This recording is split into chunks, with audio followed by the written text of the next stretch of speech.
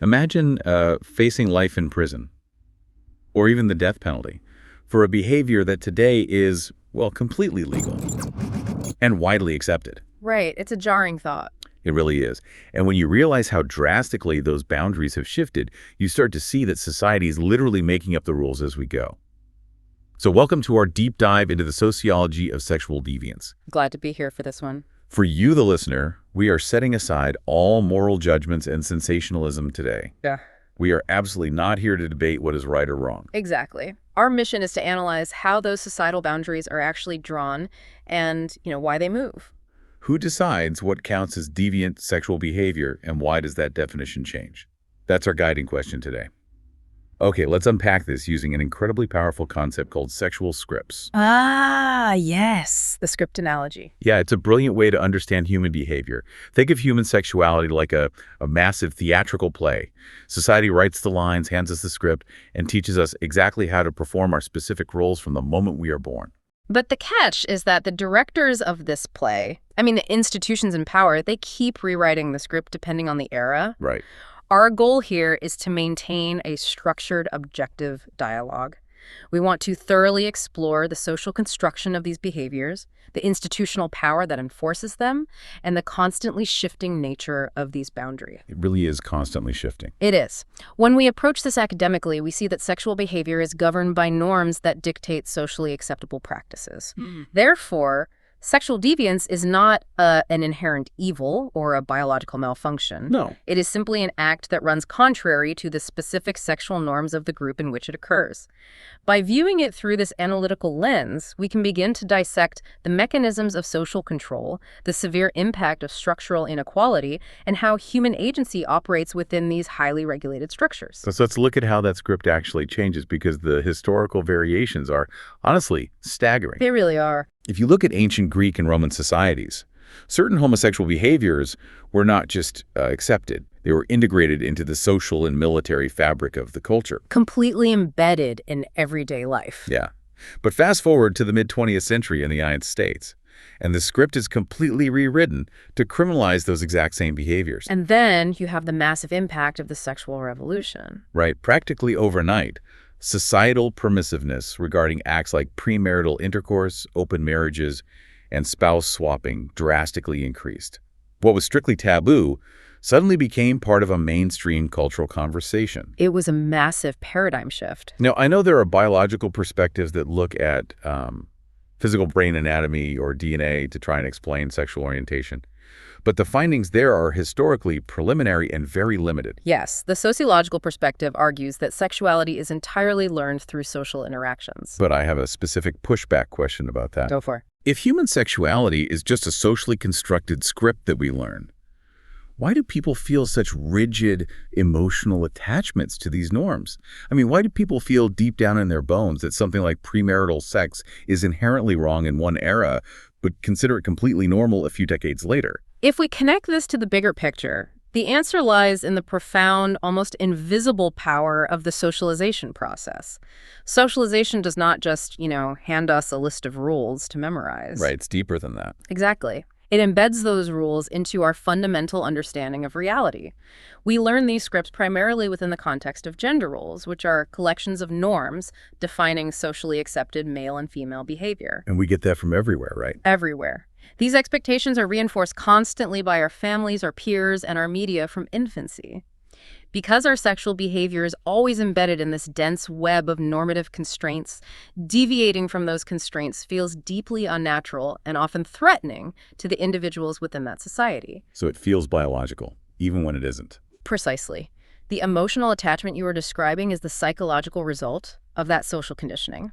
People internalize the script so thoroughly that they mistake social norms for universal truths. Wow. Deviance, therefore, is merely a label applied to an act that contradicts a specific group's deeply internalized norms at a specific moment in history. That makes perfect sense. And if we internalize the rules that deeply, we have to ask who is actually writing them.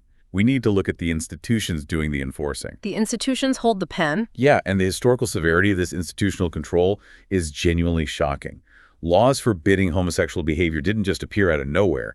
They originated with ancient Jewish sex codes, which were later formalized by Christian laws governing Europe. And eventually became the absolute foundation of English common law. And the penalties were just brutal. Homosexual behaviors were once punishable by death. And it wasn't until the 19th century that reforms reduced the maximum penalty to, well, life imprisonment. Which is still a massive institutional sanction. Exactly. You also see different institutions fighting over how to define the script. For decades, the medical and psychological fields looked at homosexuality through a lens of maladjustment, essentially searching for a cure for what they defined as an illness. Meanwhile, the sociological field viewed it not as a disease, but as a social process of acquiring a role. It makes me think of the nudist camps mentioned in the text. Oh, that's a great example. Right, because nudity isn't inherently sexual, but it is a massive form of bodily deviance according to our institutional clothing norms. Do people who step that far outside standard institutional expectations experience anomie? A state of total normlessness? Or is something else going on there? That's an important point. And the nudist camp example is actually a perfect way to clarify how this works. Nudists are absolutely not experiencing anatomy. In fact, it is quite the opposite. Yeah, they have formed a distinct subculture with its own incredibly strict set of normative behaviors. If you go to a nudist camp, there are rigid rules. You have to carry a towel to sit on, you cannot stare inappropriately, and sexual behavior in public areas is strictly forbidden. So they have their own script. Exactly. They haven't abandoned the script. They've just written a highly regulated spin-off that happens to conflict with the dominant culture's clothing norms. When it comes to how major institutions handle deviance, they often compete to define the narrative. Like the legal system versus the medical system. Yes. But institutional control changes over time. In the United States today, simply being homosexual is not a crime. However, historic criminal prohibitions persisted for a very long time around specific acts, like sodomy. When the legal institution eventually steps back and dismantles those criminal prohibitions, it reflects a broader, macro-level shift in the societal script that the institution can no longer ignore. Okay, so moving from top-down institutional control to the actual individuals engaging in stigmatized behavior, here's where it gets really interesting. It completely changes the dynamic. It does, because we hit a crucial sociological dynamic, which is the massive disparity in power and agency. When you look at the hierarchy of sex work, it is not a monolithic experience. At the very top, you have call girls. The highest status group. Right, they possess the highest status, typically working out of secure apartments or hotels, taking clients only through trusted referrals, and maintaining a significant degree of control over their environment and their safety. But as you move down the hierarchy, that agency vanishes. Completely. Yeah. You move past what researchers call bar girls and conventional girls down to streetwalkers. Deviant street networks actively recruit highly vulnerable populations like young runaways, offering them basic shelter in exchange for their labor. It's incredibly predatory. And then you have the tragic economic reality of individuals exchanging sex for drugs, which creates drug-motivated competition.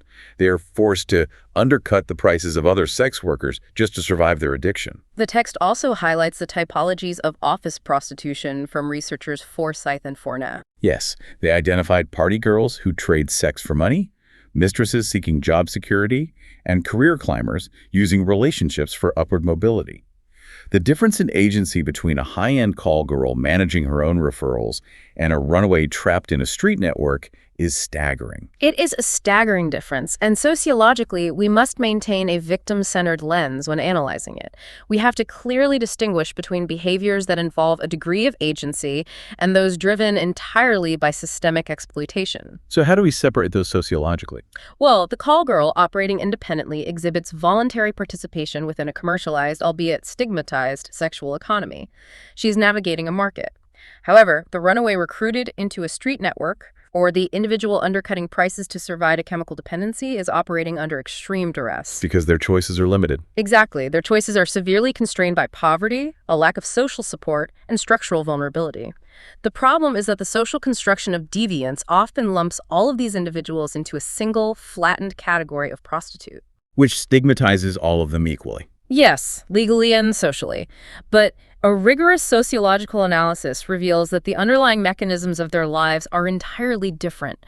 One involves choosing to violate a social norm for income, while the other involves being consumed by structural inequality. And that structural reality is currently being thrown into absolute chaos by technology. Oh, absolutely. The digital shift. We are watching the dynamics of agency and institutional control get completely rewritten by the rise of digital sexual economies. People are using the internet to promote services securely, engaging in cybersex where they flirt and acquire sexual satisfaction entirely in online chat rooms, or continuing to utilize phone sex networks. It changes everything about the boundaries. Think about it like this. Technology isn't just a new tool being used in the old world. It is an entirely new, invisible territory without any physical borders. It makes the old laws, which were written to police specific street corners and physical buildings, completely obsolete. It's a regulatory nightmare for institutions. Right. Combating prostitution and regulating these behaviors becomes exponentially harder for law enforcement when the activity moves from a physical sidewalk into encrypted digital spaces or private homes. You can see this struggle historically with early online law enforcement efforts, like Operation Candyman and Operation Flea Collar, where institutions desperately tried to police these emerging digital boundaries. Building on that, the technological shift creates vast, complicated legal gray areas. When society removes the physical boundaries of deviance, it struggles immensely to regulate the behavior. Because they can't see it anymore. Yes, digital platforms allow for total anonymity, transnational financial transactions, and the complete decentralization of services.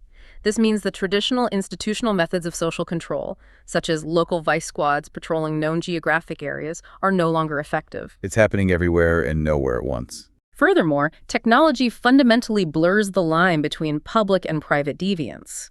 If cybersex is occurring in a private home behind closed doors via a computer screen, it directly challenges the traditional legal definitions of public obscenity and solicitation. The boundaries just disappear. The core sociological implication here is that technology consistently outpaces the speed at which institutions can create, define, and enforce new normative scripts. Wait, if the internet makes these boundaries so porous and anonymous, how do we distinguish between someone just logging on to sell pictures consensually and someone who is actively being exploited? That is the critical question. We need to draw a very hard line here regarding human trafficking, because it is crucial that you, the listener, do not conflate trafficking with consensual sex work. They are completely different phenomena. Human trafficking involves the illicit, forced trafficking of girls and women who are sold to private parties or to syndicates that run prostitution services.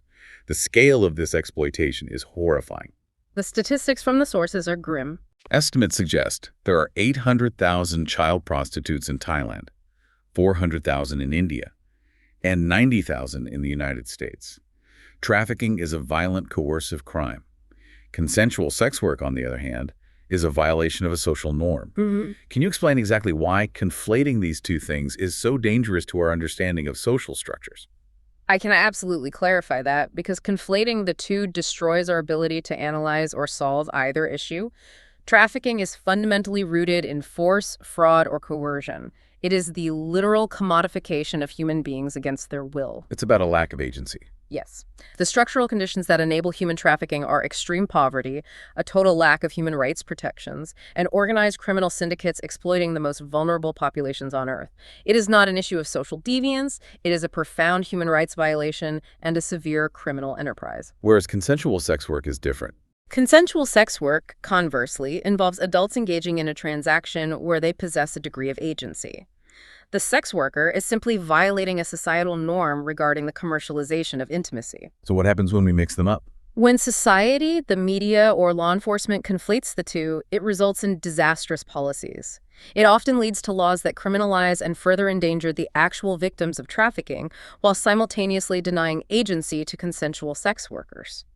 A rigorous sociological approach demands we separate forced exploitation from normative deviance. That distinction is vital. Now, let's look at what happens when society officially applies the label of deviant to an individual. The labeling theory aspect. Right. The sociological research focuses heavily on the devastating consequences of stigma. For example, researchers describe homosexuality historically not just as an act, but as a social process of acquiring a role and an identity. Which is divided into primary and secondary behaviors. Exactly. Primary behavior might just be an isolated act, but secondary behavior involves fully internalizing the deviant identity. Sociologists like Dank and Plummer also mapped out the coming out process, which involves a public declaration of identity and a behavioral commitment. But the burden of stigma that comes with that is immense. It really is. Even if individuals do not view themselves as deviant at all, societal stigmatization leads to profound guilt, a constant lingering fear of negative sanctions from family members or employers, and feelings of deep isolation. Which forces a reaction from those individuals. Yeah, and this makes me wonder about the nature of these subcultures. Does the societal label actually create the subculture? I mean, if there were absolutely no stigma or danger attached to these behaviors, would the need for an exclusive, highly defined subculture even exist? What's fascinating here is that your question touches on the very core of labeling theory. The subculture is, in almost every way, a direct response to the hostility of the dominant culture. So it's a defense mechanism. Yes. Homosexual subcultures historically represented collections of norms and values that created a safe condition, permitting and condoning the behavior. Members learn these protective norms during the coming out process, finding the safety, validation, and community that they are violently denied elsewhere.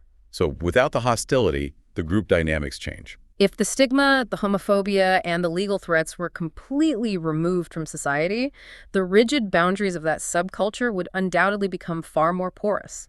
The subculture forms as a vital survival mechanism against social rejection, economic ruin, and physical harm. You literally need the group to survive. The stigma forces individuals to seek out others who share their specific marginalized trait just to survive socially and psychologically. Therefore, the irony is that the institution applying the deviant label inadvertently strengthens the solidarity of the very group it is attempting to eliminate. And that stigma doesn't just happen in a vacuum, right? It is actively amplified by the media, which often generates outright moral panics. Oh, the media plays a huge role in shaping the script. Pornography is a fascinating battleground for this.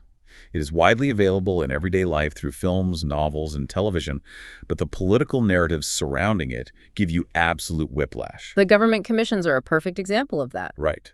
In the late 1960s, a National Pornography Commission reported that exposure to pornography was essentially benign. But then, a National Pornography Commission in the 1980s looked at the issue and reported that exposure, particularly to violent pornography, was associated with increased aggressiveness toward women. The debates outside the government are just as fierce. Yes, on one side, feminist arguments state that pornography degrades women, reduces them to objects of sexual gratification, and reinforces male dominance. On the other side, you have arguments centered entirely on free speech, highlighting media like the film The People versus Larry Flynt as an epic defense of constitutional rights. It is a deeply polarized issue. So, keeping our strict academic neutrality here, how is it possible that two national government commissions can look at the exact same sociological phenomenon just a couple of decades apart and come to completely opposite, mutually exclusive conclusions? The stark contradiction between those two commissions perfectly illustrates how social construction happens in real time at the highest levels of government. Those commissions do not exist in an objective, scientific vacuum. They aren't just looking at raw data. No, they are products of their specific political and cultural eras. The 1960s Commission operated during the height of the sexual revolution. That was a period characterized by a cultural push for permissiveness and the active dismantling of traditional censorship. So the findings matched the cultural mood. Exactly. The resulting government report reflected that era's specific trajectory. By the 1980s, however, the political climate in the United States had shifted significantly toward conservatism. And the feminist movement was gaining traction, too. Yes, simultaneously, the feminist movement was becoming increasingly vocal and organized regarding the intersections of media objectification and violence against women. The 1980s Commission reflected those new, heightened political and media anxieties. It's all about the context of the era. Sociologically, the differing conclusions tell us very little about the objective, biological reality of pornography and far more about the shifting values, power dynamics, and moral panics of the society that funded the study. So what does this all mean for the listener? Why does someone studying sociology or just trying to understand the world need to care about these macro-level theories? Because it affects real lives. Exactly, because these aren't just abstract thought experiments. They dictate material reality. We see this visibly in the debate over the decriminalization of prostitution. There are advocacy groups fighting tooth and nail over these definitions. Like coyote and whisper. Right. One group is Coyote, which stands for Call Off Your Tired Ethics. They argue that prostitution is simply a service occupation and that criminalizing it violates a woman's civil right to work as she pleases. And then there's the opposing view. Opposing them is Whisper, or Women Hurt in Systems of Prostitution Engaged in Revolt. They focus entirely on the degradation, the violence, and the desperate reality of women trapped in the system. Both sides are fighting for survival, but with very different frameworks. And you see these battles over rights everywhere. From the anti-discrimination laws passed in the 1970s to protect homosexual rights, all the way to the massive constitutional battles over the full faith and credit clause regarding same-sex marriage. It seems like the way we define deviance directly determines who gets to participate in society. Let's shift to exactly why this is so critical, because you have hit on the most important takeaway. These sociological theories dictate the material, everyday reality of human beings. It's not just theory. The societal script determines who is subjected to state-sponsored violence, who gets arrested and burdened with a lifelong criminal record, who is legally allowed to marry and visit their dying partner in a hospital, and who is protected from being fired from their jobs simply for existing. The stakes are incredibly high. When we study the sociology of sexual deviance, we are really studying the architecture of social inequality. The debate between Coyote and Whisper is not just an academic disagreement over terminology.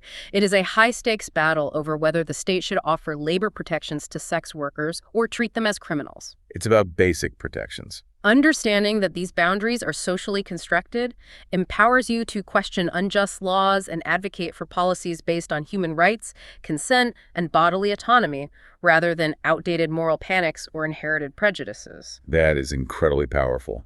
To wrap up our deep dive today, we have covered a massive amount of ground. We've explored how sexual deviance is not a universal, unchanging truth, but a socially constructed script written by institutions. And a heavily contested one. Yes, we've seen how that script is heavily contested and how it violently impacts those without power. We've drawn a hard line between consensual acts that violate norms and the horrific realities of coercion and trafficking. It all comes back to that initial analogy. Human sexuality is a play, and society is constantly rewriting the lines to control the actors. I will leave you, the listener, with a final thought to mull over as we conclude. We have discussed at length how our sexual norms today would seem incredibly deviant and in some cases historically criminal to people living a century ago. Oh, without a doubt. Given the rapid pace of technological advancement, the blurring of digital boundaries, and our shifting cultural values, what perfectly normal everyday behaviors of ours today will be labeled as deeply, shockingly deviant by society a century from now? That is a fantastic, slightly terrifying question to end on. Thank you for joining us on this journey through the sociological landscape of boundaries and power. Keep questioning the script. Audio generated by NotebookLM, reviewed, edited, and published by Prof. Dixon.